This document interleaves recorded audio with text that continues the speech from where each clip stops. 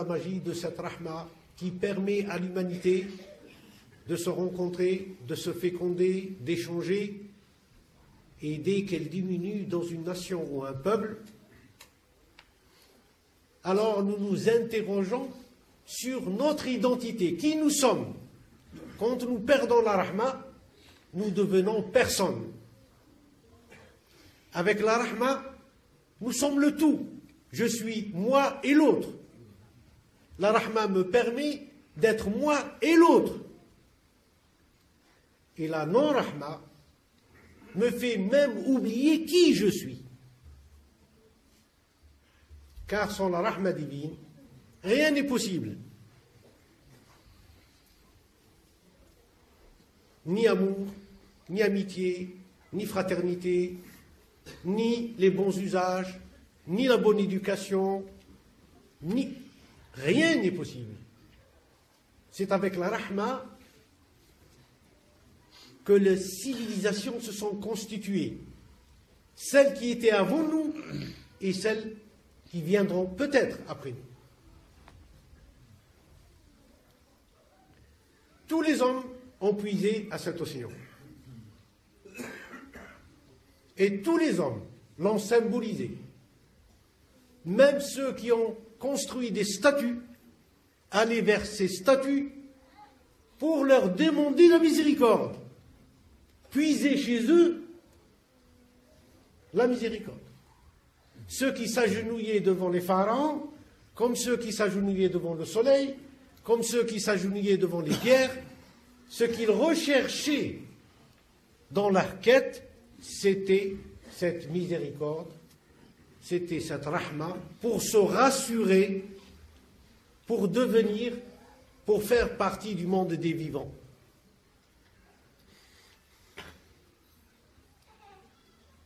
Cette rahma est la dynamique qui fait bouger le monde, notre relation à la nature, notre relation à la terre, notre relation entre nous, dénuée de la rahma, devient un dilemme, un problème. La société d'aujourd'hui, si elle ne revient pas vers cette source de la miséricorde, cette source de la compassion, va se perdre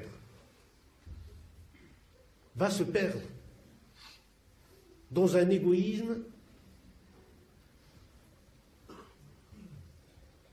qui fait sa perte.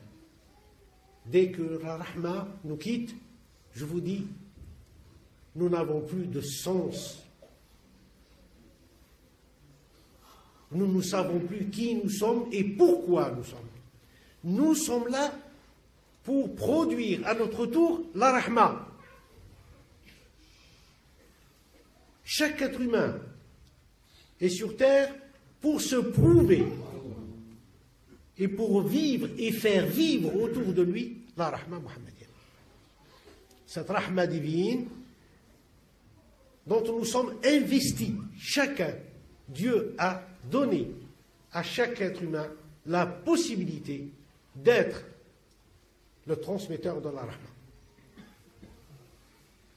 On peut être ignorant, on peut être sans savoir, on peut être sans connaissance, on peut être sans grande beauté,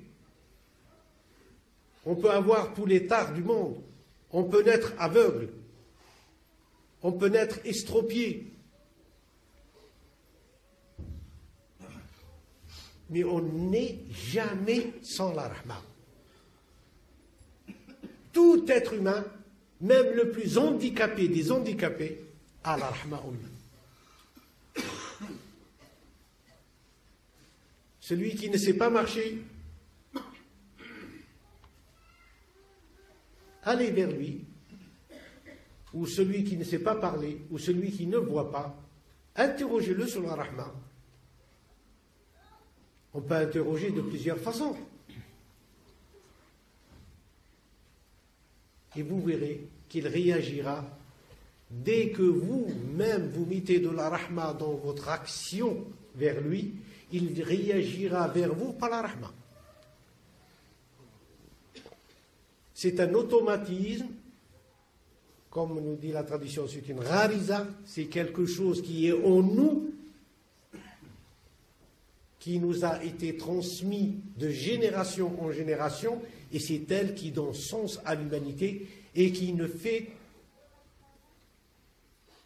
qu'aucune rupture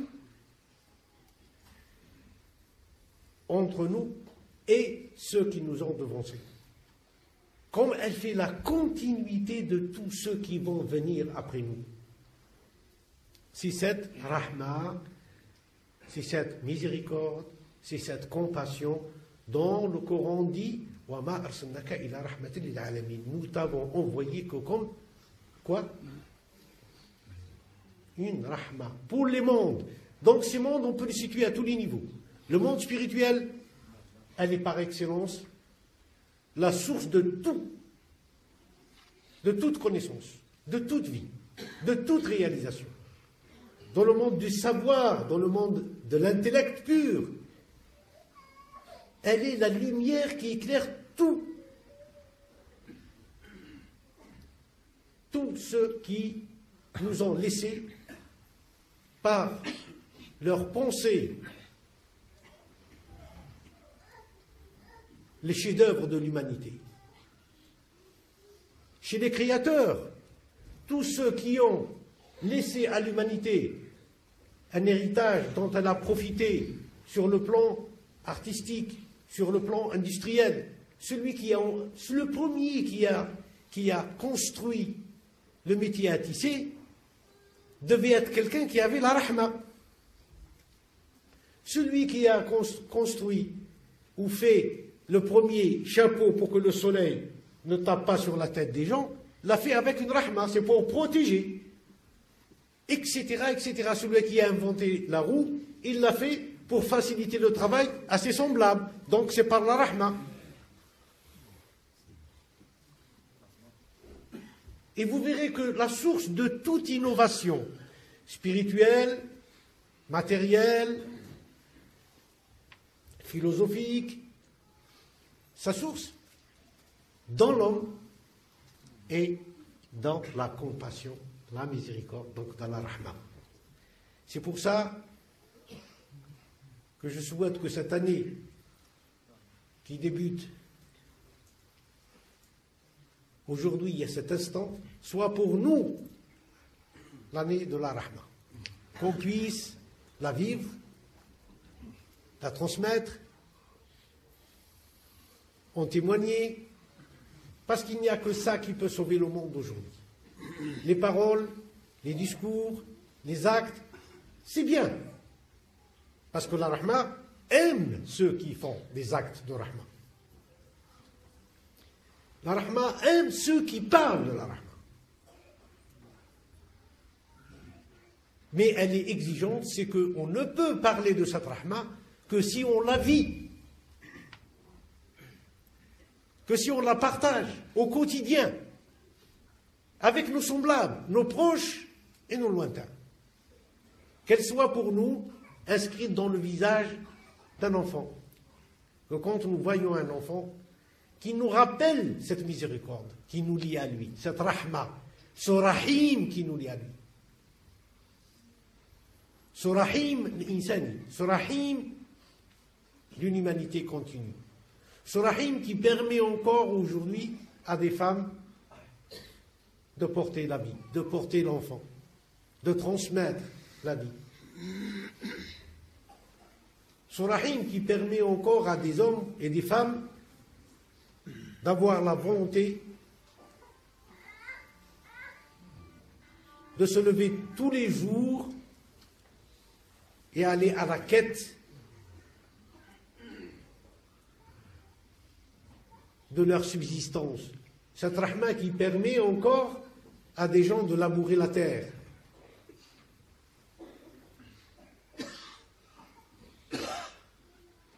Etc., etc., etc. Donc, dans toute la société humaine, nous avons besoin de la rahma comme d'une ressource inépuisable. Nous cherchons l'énergie, justement, l'énergie propre, l'énergie inépuisable. Et nous nous tournons souvent vers le soleil en disant, ça c'est l'énergie qu'il nous faut. Mais l'énergie de l'humanité, ce qui fait marcher l'humanité, l'énergie de l'humanité, c'est la rahma. Celui dans le cœur s'est vidé de la rahma est quelqu'un qui est déjà mort. Que Dieu nous en préserve. Alors je me recommande à moi comme à vous de puiser dans cette source de la rahma et de la répandre autour de vous. Et encore une fois, mes meilleurs vœux pour cette nouvelle année et que Dieu nous guide, nous protège et nous aide à vivre les temps qui nous restent dans sa rahma, enveloppé par elle, nourri par elle et guidé par elle. Amin, walhamdulillah.